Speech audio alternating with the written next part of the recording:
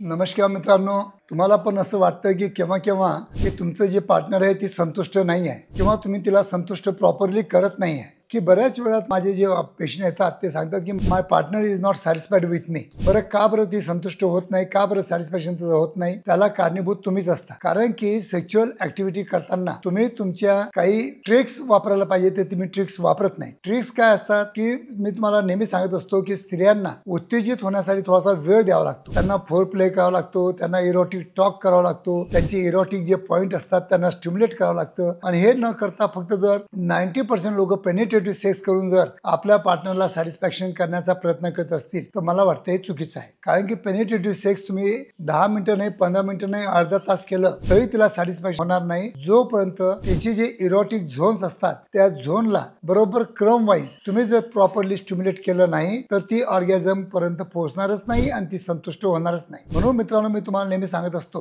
की four play कडे तुम्ही अजिबात दुर्लक्ष करू नका.